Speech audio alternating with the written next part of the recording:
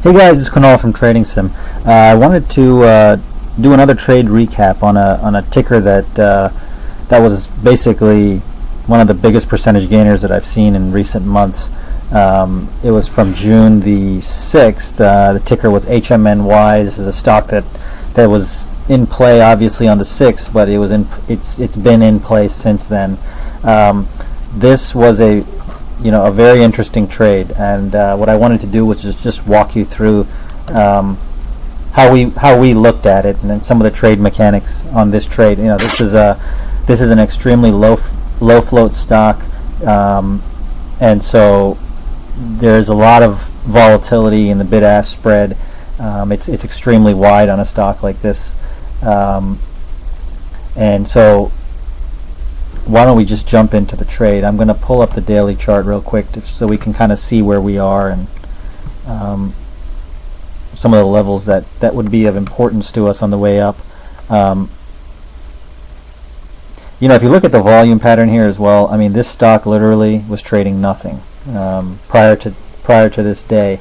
Maximum about 40,000, but I mean, this was like 800, sometimes under 1,000 shares. So this is something that's really not on our radar, and it wouldn't be in any case, just with this volume being so low. So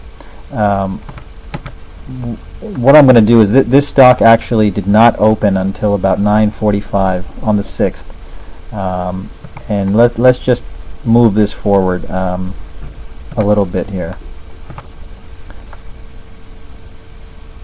So what I'm going to do is I'm going to put some trend lines here, and you're going to see pretty quick that they don't even matter in this case. This is probably a bigger one here at $2, but just given the amount of support that was there. But again, I take it with a grain of salt given the fact that the volume is just non-existent basically.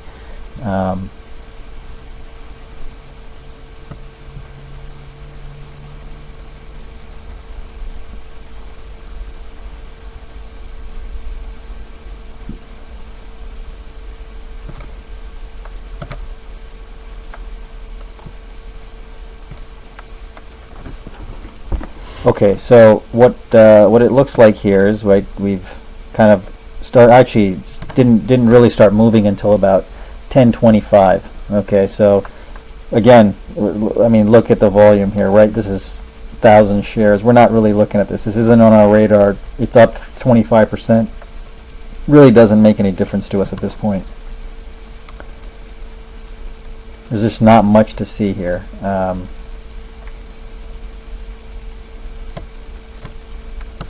So let's just move this a little bit further.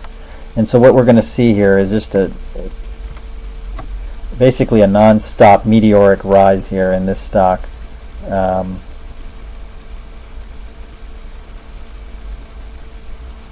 Right, we're basically moving 5 minutes forward for every second of real time. And so now we've seen this ramp. I mean, this is a serious move. And let me just pause it right here.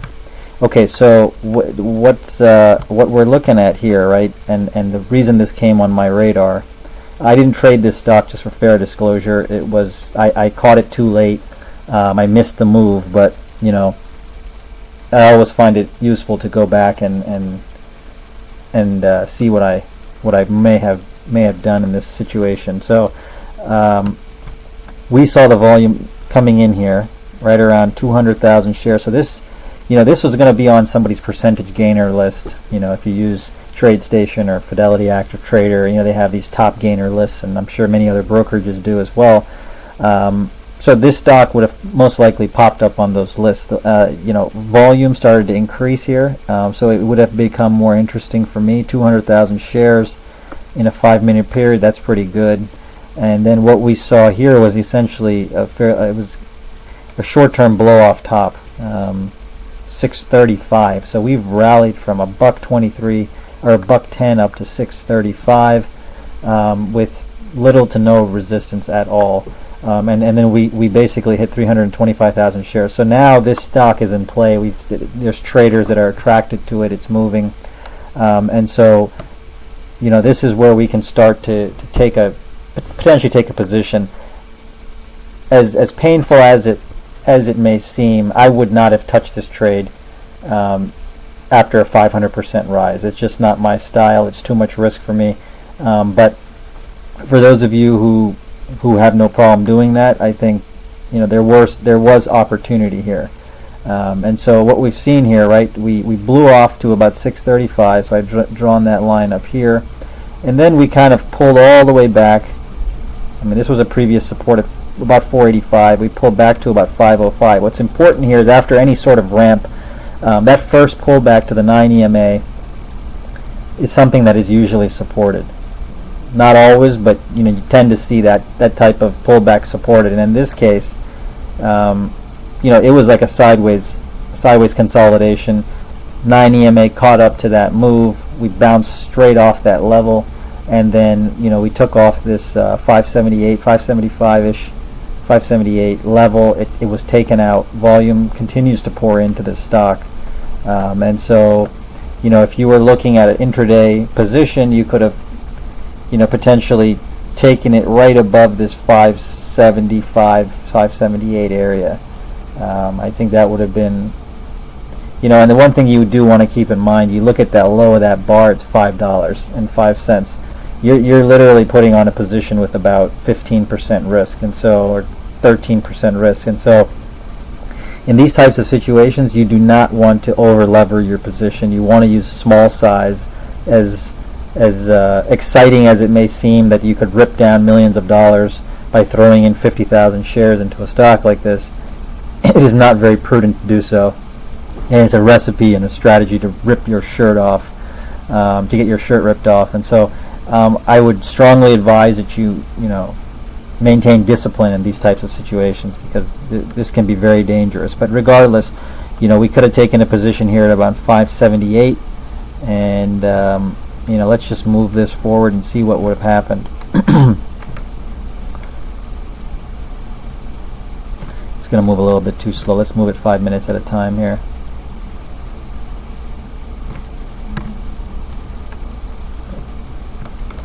Okay, so we're going to keep an eye on that 9 EMA. Right, we had a little penetration, but it just reversed hard. Happened again. And then, again, we set up this level here at about 748. It took off again. It's essentially a non-stop rocket all day long. Well, let's just stare. Now we're at 955. So what you guys should realize is, when you start hitting the whole numbers, number one, but when you start hitting decade increments like 10, 20, 30, up to 100, these are levels that are typically good reversal areas, and they're going to serve as resistance. It's just something that you will commonly see, and so at 10, no matter what, I got to be out at least half the position that I might have taken from 578.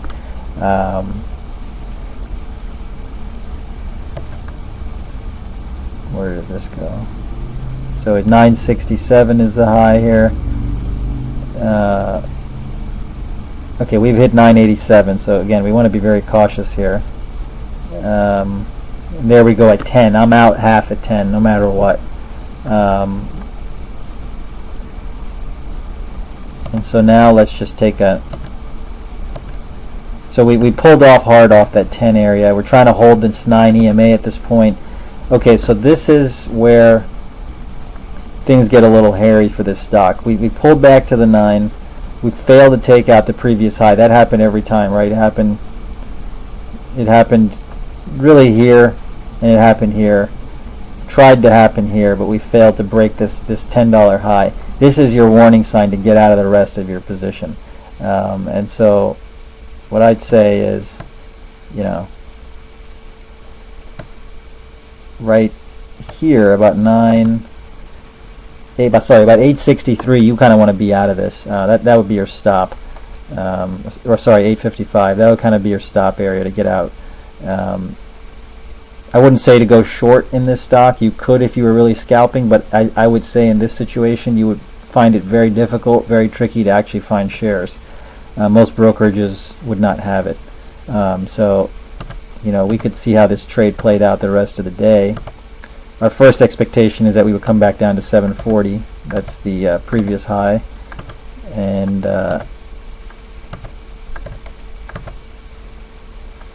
yeah, so we hit that right here, coming into the end of the day, and we're breaking through it. And so I hope that helped. You know, you could have gotten out of this position with about an average of about 935, 950-ish from a 578 entry. It would be a great trade, you know, 80% profitable trade. But you know, you got to keep in mind you have to be very careful with this type of stock. This is very risky, and you don't want to condition your brain to look for something like this constantly. This is, you know, twice a year that you're going to see something like this. And so, you know, if you make some great profits, awesome. Take the money out and go on a vacation or something, but don't expect to see this every time. You'll start to break down your money management approach to trading, and it'll basically take you off your game. So in any case, I hope that helped. Feel free to email us, admin@tradingsim.com. Feel free to take our 7-day free trial to TradingSim. You know, we have more than 2 years worth of history that you can basically simulate trading against. We have real data that was actually transacted in the market for every single day, for every single stock on the U.S. Stock Exchange, and this goes back, our archive goes back to over 2 years worth of data at this point. It's an extremely powerful tool to help, you know, anyone build their trading acumen, whether it be from a money management perspective, pattern recognition perspective. You want to do, you know, trade reviews of trades that you took. It's really good to help you do that kind of thing. And so wish you all the best.